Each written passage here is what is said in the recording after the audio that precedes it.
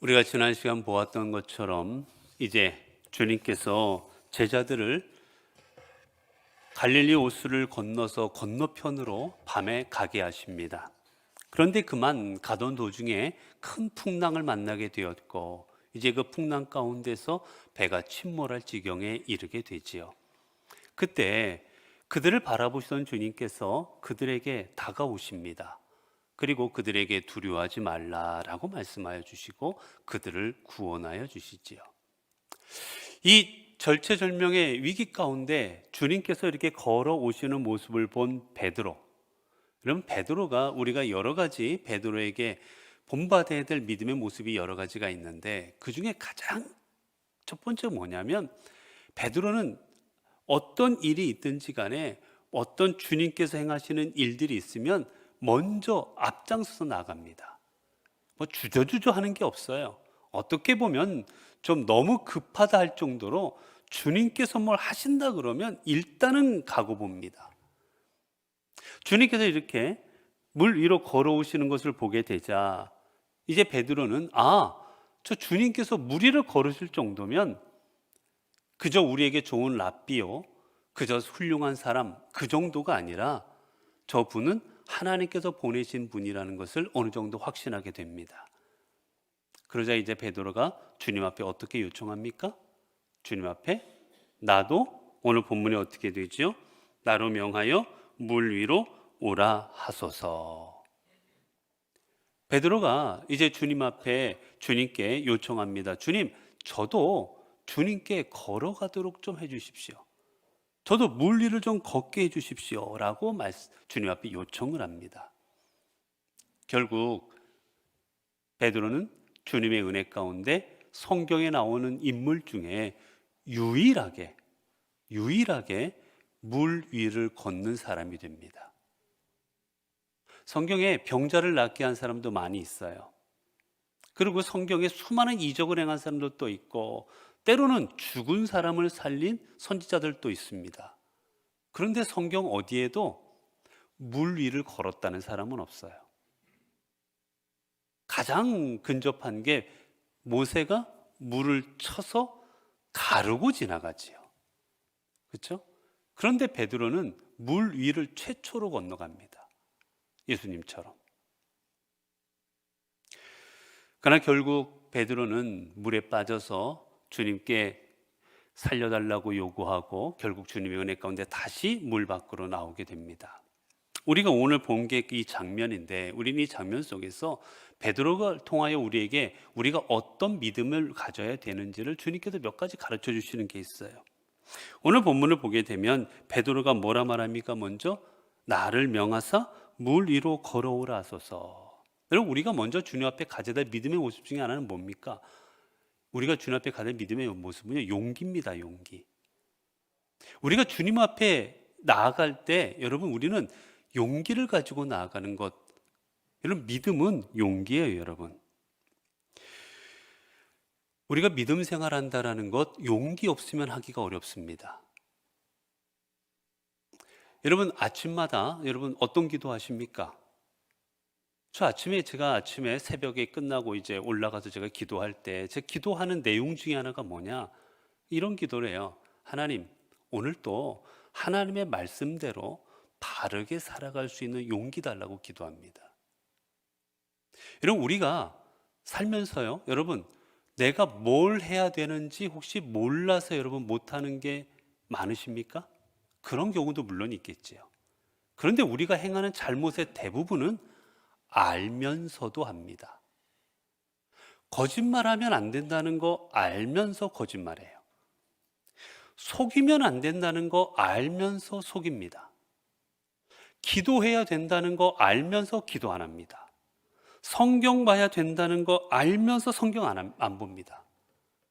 우리는 하나님 앞에 어떤 믿음의 모습을 가져야 될지 모르는 것보다 아는 게 더 많아요.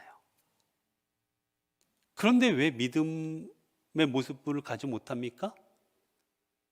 그 알면서도 지킬 용기가 없는 거예요. 내가 하나님의 말씀대로 살아갈 용기가 없는 겁니다. 이렇게 하면 내가 손해 볼 텐데, 이렇게 하면 사람들한테 조롱받을 수도 있는데, 이렇게 하면 내가 육신적으로 힘들 텐데.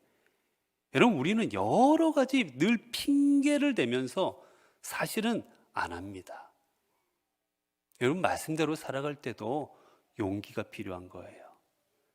비난을 감수할 용기, 손해를 감수할 용기. 그 용기가 있을 때 여러분, 우리는 믿음 생활을 온전히 할 수 있는 겁니다. 여러분, 베드로도 어땠습니까? 베드로가 용기가 없습니다. 잠시는 있을지언정 그에게 진정한 용기는 없었어요. 여러분, 그래서 어떡합니까? 그가 나중에 종교 지도자들이 베드로와 그 다음에 제자들, 그들에게 너희가 예수님의 제자면 가만두지 않겠다라고 온 세상에 공포하면서 그럴 때 여러분, 베드로가 다 도망가 버리고 맙니다.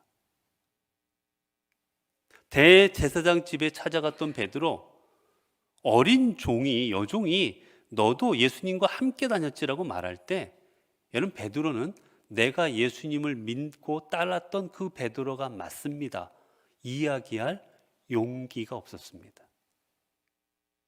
결국 어떻게 합니까? 예수님을 3번이나 부인하고 말지요. 여러분, 그렇기에 우리가 믿음 생활을 한다는 것도 여러분, 내가 알고 있는 것, 내가 믿고 있는 것을 실천할 수 있는 용기가 있어야 됩니다. 우리는 머리로 다 알아요, 사실은. 여러분, 몰라서 설교도 들으십니까? 여러분, 몰라서 성경 공부하면 아니에요, 알아요. 문제는 알면서 용기가 없어 안 한다는 것뿐이에요.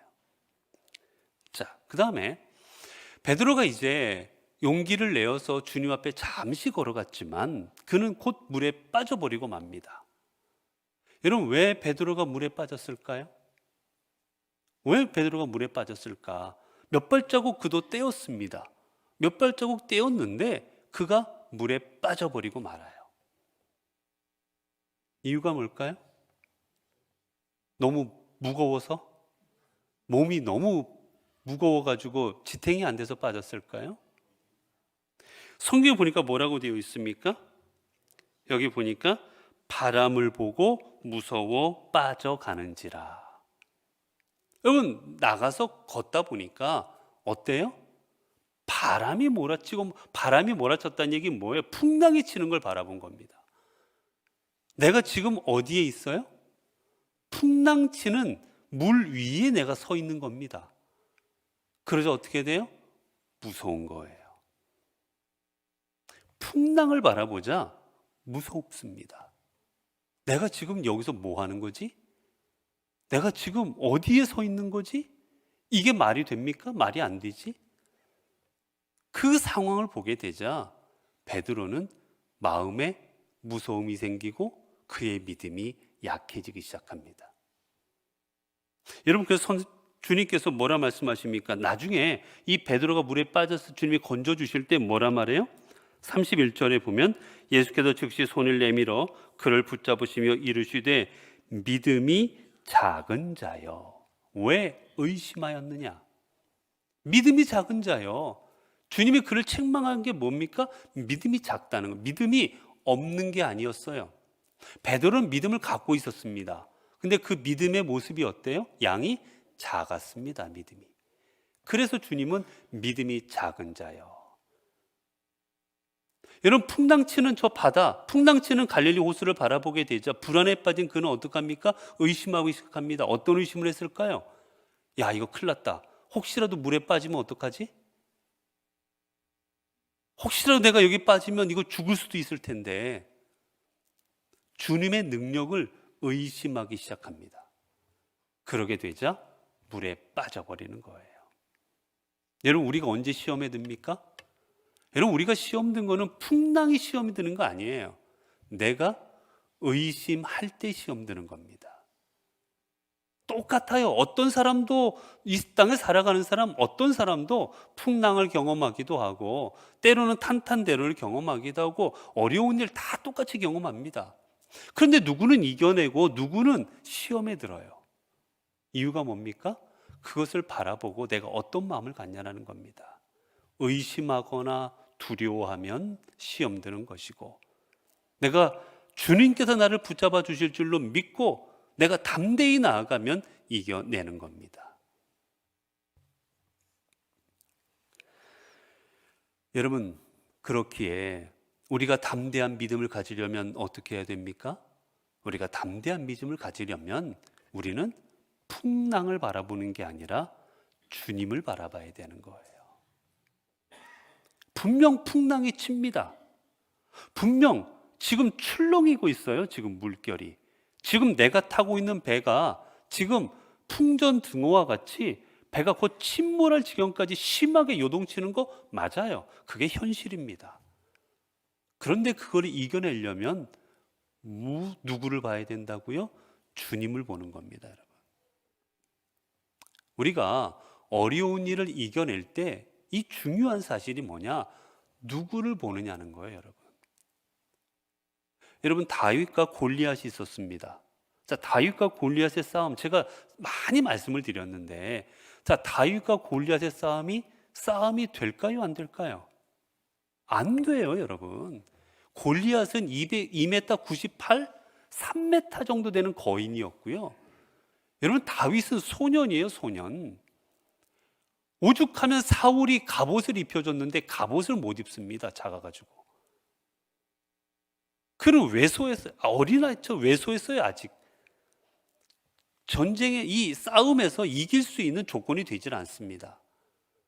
그렇기에 어떤 이스라엘의 군대에 있던 어떤 군사들도 감히 골리앗에게 나서지 못했어요. 왜 그렇습니까? 골리앗을 봤기 때문이에요. 그런데 여러분, 다윗은 골리앗을 보기는 봤지만 누구를 먼저 봅니까? 하나님을 봅니다.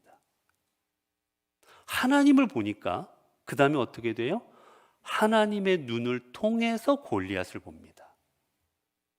여러분, 내가 골리앗을 보면 무서워요. 두려워요. 이겨낼 수 없어요. 그런데 주님을 통해서 골리앗을 보니까, 하나님을 통해서 골리앗을 보니까 골리앗은 뭐가 되어버립니까? 덩치 큰 거인이 아니라 덩치 큰 관역이 되는 겁니다.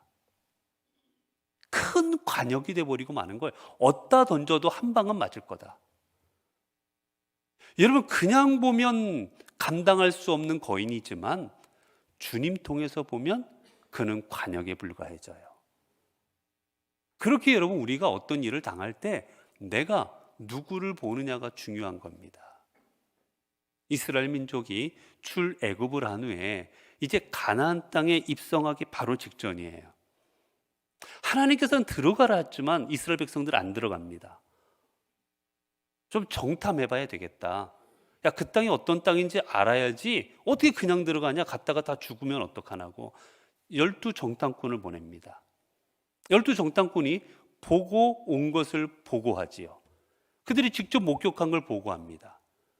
자, 직접 본 이들이 본 게 뭡니까? 엄청나게 견고한 성읍들, 그리고 그 성읍에 누가 있는 것을 봤어요? 아낙 자손들이 있는 걸 봅니다. 아낙 자손들. 그들은 거인들이었어요. 덩치가 컸습니다. 그러자 그 아낙 자손과 견고한 성읍을 봤던 10명의 정탐꾼들은 어떻게 보고합니까? 못 들어간다. 우리는 누구와 같다고요? 메뚜기와 같다. 우리는 저들 앞에 메뚜기 같다. 그들과 직접 비교하자 들어갈 수 없습니다, 여러분. 무서워서. 그런데 여호수아와 갈렙은 어떻게 보면 똑같이 보고 왔어요. 여러분, 그들이라고 안 본 게 아니에요. 보는데 누구를 통해서 봅니까? 하나님을 통해 봅니다. 그러자 여러분, 똑같이 봤는데 이번에는 그들이 내가 메뚜기가 아니라 그들이 어떻게 보여요? 우리의 뭐가 돼버려요? 네. 우리 지금 성경에는 먹이라라고 번역이 되어 있는데, 얘는 우리가 개역 한글을 보게 되면 우리의 밥이라. 우리의 밥이다 저들은. 똑같아요 여러분. 변한 건 없어요. 안악자손이 그대로 있어요. 견고한 성읍도 그대로 있어요. 그러나 내가 어떻게 보느냐에 따라서 실체가 달라지는 겁니다. 우리가 올 한 해 살아갈 때도 여러분 수많은 일들이 우리에게 닥칠 겁니다. 그 수많은 일들 닥칠 때 그 일을 보게 되면 우리는 그 앞에서 두려워 떨 수밖에 없어요. 내가 이겨낼 수 없는 일들이에요 여러분. 그러나 어떤 설사 내가 그 앞에서 죽을 것 같은 일이라 할지라도 그 일을 주님과 하나님을 통해서 본다면 그 모든 일들은 나에게 걸림돌이 아니라 디딤돌이 되어질 것입니다. 그래서 우리는 누구를 보느냐가 중요한 거예요. 그리고 여러분 이제 어떡합니까? 베드로는 물에 빠지게 되죠. 그 다음에 어떻게 해요? 주님을 향하여 소리 지릅니다. 오늘 30절에 보게 되면 소리 질러 이르되 주여 나를 구원하소서. 베드로가 소리칩니다. 주님 나를 구해 주십시오. 왜 여러분 우리가 어떤 믿음을 가져야 됩니까? 주님 앞에 주님을 찾는 믿음을 가져야 되는 겁니다. 그리할 때 주님께서 우리에게 다가오시고 구원할 것이기 때문입니다. 사랑하는 성도 여러분, 올 한 해 여러분 살아가시다 보면 우리 올 한 해도 얼마나 많은 일들이 벌어지겠습니까? 작년 한 해도 수많은 일들이 벌어졌듯 올 한 해도 아마 그런 비슷한 일들, 아니 작년보다 더한 일들도 저와 여러분의 삶, 우리에게 닥칠 것입니다. 그때마다 여러분 풍랑 속에서 우리의 배가 내가 좌초되고 죽을 것 같은 상황일지라도 그때마다 꼭 기억하십시오. 주님은 우리를 바라보시고 우리에게 찾아오십니다. 이제 우리가 할 일은 다른 것 아니고 그 주님을, 우리에게 다가오시는 그 주님을 바라보고 그 주님을 의지할 때 어떤 일이 닥치더라도 그 모든 일들을 이겨내고 우리는 주님으로 구원받는 삶을 살아가게 되어질 것입니다.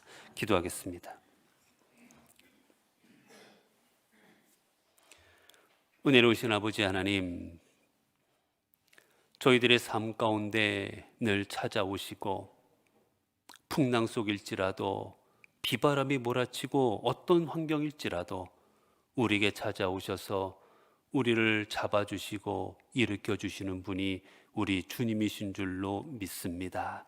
하나님, 2025년이라는 한 해를 주셨는데 이 한 해도 살아가다 보면 올 한 해도 많은 일들이 우리에게 닥칠 것입니다. 때로는 순풍처럼 나아갈 때도 있고, 때로는 비바람이 몰아칠 때도 있고, 때로는 태풍이 될 때도 있고, 그래서 물에 빠져 죽을 것 같은 때도 있을 줄로 압니다. 그러나 하나님, 그때마다 저희들 우리를 외면하지 아니하시고 그 비바람과 풍랑을 해치고 우리에게 찾아오시는 주님이 계심을 믿게 하옵소서. 그리고 그 주님을 바라보게 하옵소서. 주님을 통해 비바람을 보게 하시고 주님을 통해 풍랑을 보게 하시고 주님을 통해 세상을 보게 하옵소서. 그래요, 어떤 일들이 있을지라도 좌절하거나 낙심하지 말고 주님께서 주시는 길이 무엇인지, 주님께서 어떠한 것들을 허락하시는지를 보고 믿음으로 능히 이겨내고 담대히 감당하며 나아가게 하옵소서. 우리 주 예수 그리스도 이름으로 기도드리옵나이다. 아멘.